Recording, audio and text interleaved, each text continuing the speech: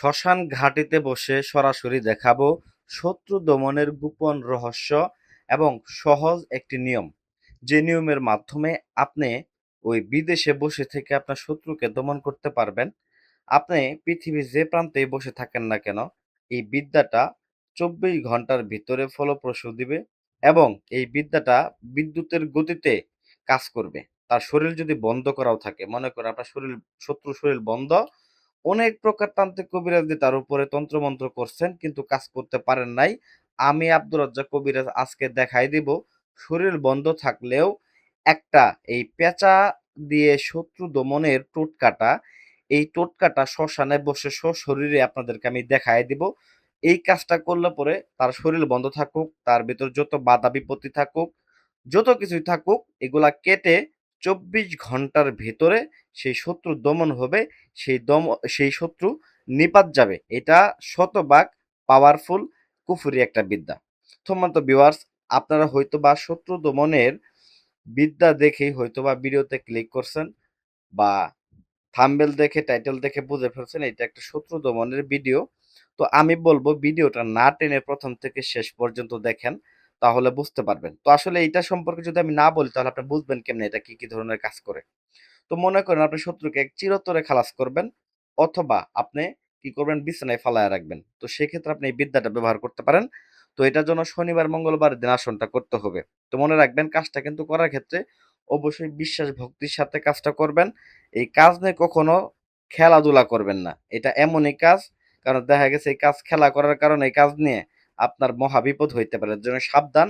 আর এটা কারোর ক্ষতির উদ্দেশ্যে, বিনা কারণে কারোর ক্ষতির উদ্দেশ্যে ব্যবহার করবেন না। নির্দোষ ব্যক্তিকে আপনারা ক্ষতির উদ্দেশ্যে এটা ব্যবহার করবেন না। আমি বারবার আপনাদেরকে বলে দিলাম, কারণ এটা নির্দোষ ব্যক্তিদের জন্য না।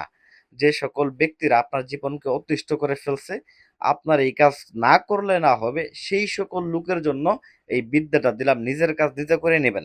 আর তারপরেও যদি না বুঝেন, এজন্য ইমো নাম্বার, হোয়াটসঅ্যাপ নাম্বার স্ক্রিনে দিয়ে দিছি, যাতে করে পরামর্শ নিতে পারেন বা বুঝায় নিতে পারেন।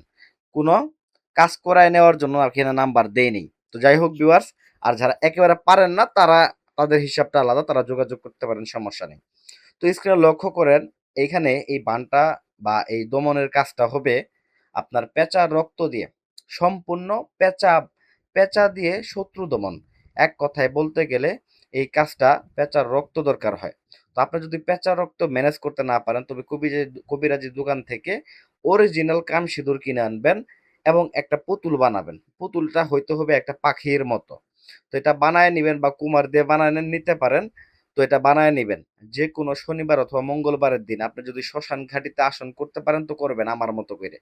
আর যদি না পারেন তো সেক্ষেত্রে আপনার যদি নির্দিষ্ট এলাকার আশেপাশে বা বাড়ির আশেপাশে নিরিবিলি কোনো জায়গা থাকে, ওই জায়গাতে আপনারা এরকম করে ভুক ঠুক দিয়ে পাক পবিত্র হয়ে তারপরে মোমবাতি আগরবাতি জ্বালায় নিয়ে আসন করে বসবেন। আসনের মাঝখানে বসবেন, আসনে বাইরে বসবেন না।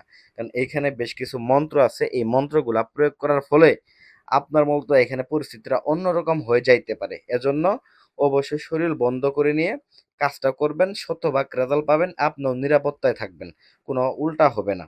তো ভিউয়ার্স, প্রথমত পেঁচা পাখির মতো একটা করে পুতুল বানায় নেবেন। এই পুতুলটার ভিতরে শত্রুর নাম, শত্রুর ছবি, শত্রুর বাবার নাম, মায়ের নাম, বিস্তারিত যা আছে, যদি পারেন যে তার ব্যবহৃত কাপড়ের টুকরা যদি থাকে তো তাও আপনারা এর ভিতরে ঢুকায় দিবেন। এরপরে পুতুলটাকে জাগ্রত করে নেবেন। জাগ্রত করা মন্ত্রটা আমি বলে দিতেছি আপনাদেরকে, মনোযোগ দিয়ে শুনবেন।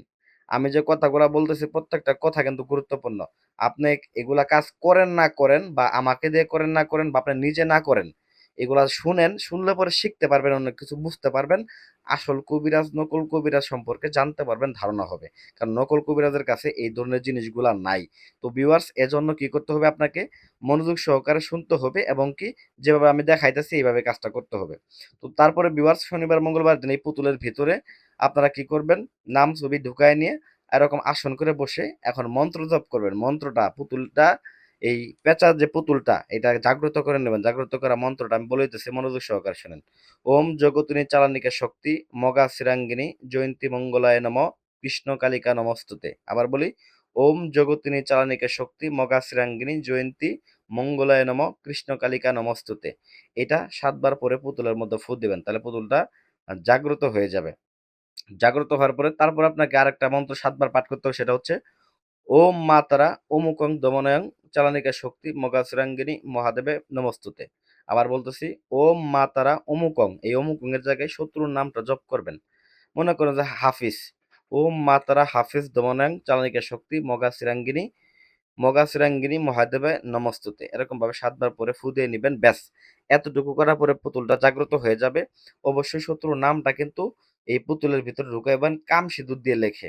আর আপনি যদি কাম সিঁদুর দিয়ে লিখতে না পারেন, যে পেঁচা রক্তের কথা বলছি, তো পেঁচা রক্ত দিয়ে যদি আপনি নামটা লেখেন, শত্রুর ব্যবহৃত কাপড়ের টুকরা অথবা আপনার সাদা রেশম কাপড়ের উপরে লেখে তারপরে পুতুলের মধ্যে ঢুকাই নেবেন। আমি এটার ভিতর ঢুকাই নিছি, শ্মশান গাড়িতে আসছি।